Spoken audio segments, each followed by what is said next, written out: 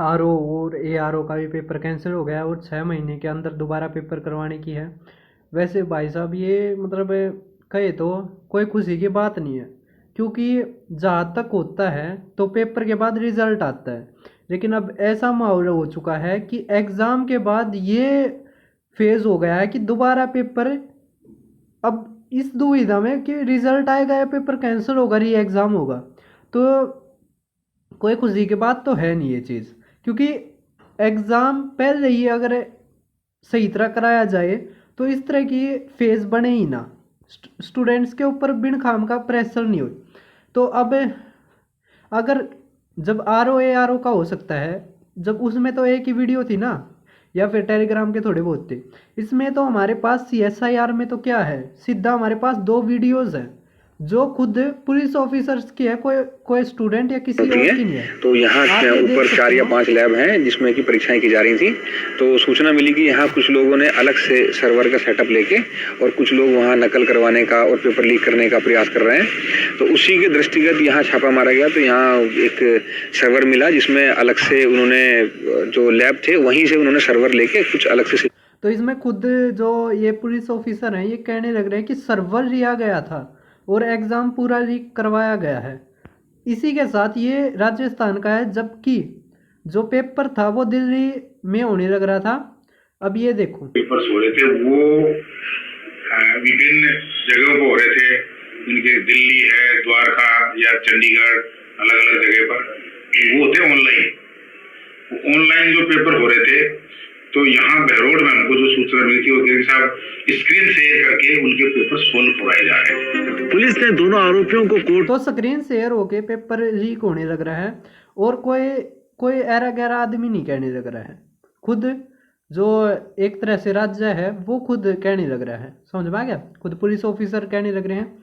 उसके बाद ये जो खुद का ट्विटर हैंडल है इनका, देहरादून पुलिस उत्तराखंड, परीक्षा में नकल करवाने वाले गैंग का दून पुलिस ने किया भांडाफोड़।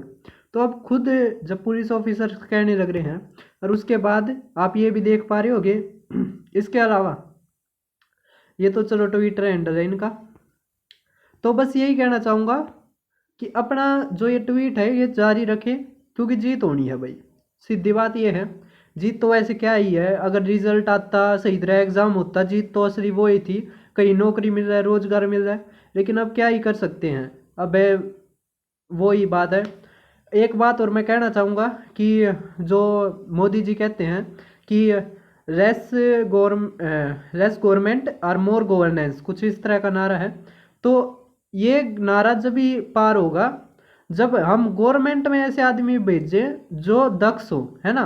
वैसे तो कहा जा रहा है कि दक्ष आदमियों के ज़्यादा से ज़्यादा डिपार्टमेंट में दक्ष आदमियों के लिए ही हम परमानेंट नौकरी के बजाय जो कॉन्ट्रैक्ट बेस है उस पर नौकरी देने लग रहे हैं। लेकिन जबकि आपके आगे सीधा एग्जाम्पल्स है हरियाणा कोष रोजगार निगम, जो ऐसे ऐसे आदमियों को नौकरी देने लग रही है जिनकी कोई क्वालिफिकेशन नहीं है, कोई कुछ नहीं है, एक नंबर के भ्रष्ट आदमी है।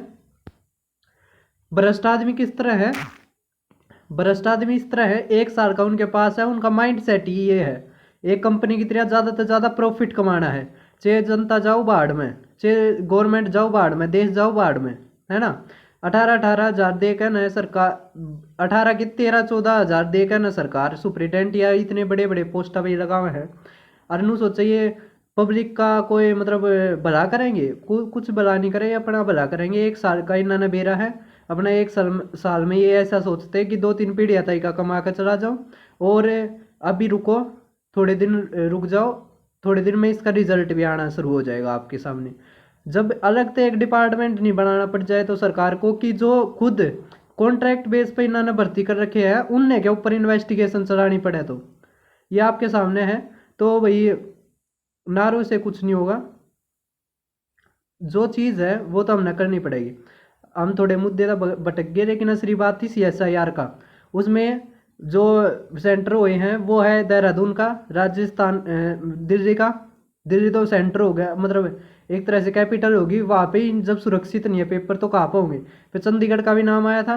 उसके अलावा जो एक 300 नंबर ले रहा है जो बच्चा कश्मीर का, तो कश्मीर का भी सेंटर मिलेगा। इसके अलावा देश के बहुत सारे मिलेंगे।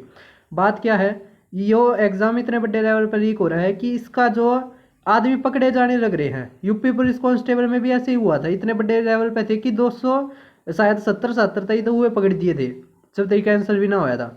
समझ में आया? और यहाँ पे तो खुद पुलिस पकड़ने लग रही है और खुद इनके ये है। अब कमेटी बनी है, अगर कमेटी पे ऐसा दबाव नहीं होगा कि CSIR की बेइज्जती है तो तब तक नहीं होगा भाई, सीधी बात है। आज के टाइम पे ऐसा ही है, जब तक कि आदमी की इज्जत नहीं जा रही जब तक कुछ नहीं हुआ है ना। तो हमने तो क्या करना है, दूसरे की इज्जत बनी रहे, मतलब CSIR हमारे देश की है, लेकिन अगर वो इस तरह का काम करेगी, मतलब ऐसे ऐसे फ्रॉडी कंपनियों को वो देगी तो ऐसा ही होगा भाई।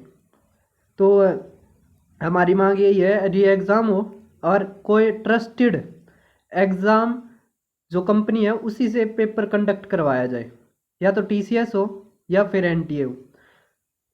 तो आज की वीडियो में बस इतना ही, और ट्वीट करते रहे सभी, ट्वीट से ना भटके और अपनी तैयारी भरपूर करते रहे।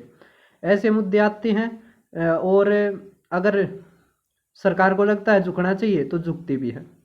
तो लेकिन अपनी पढ़ाई ना छोड़े, पढ़ाई पे लगे रहे। तो आज की वीडियो में बस इतना ही।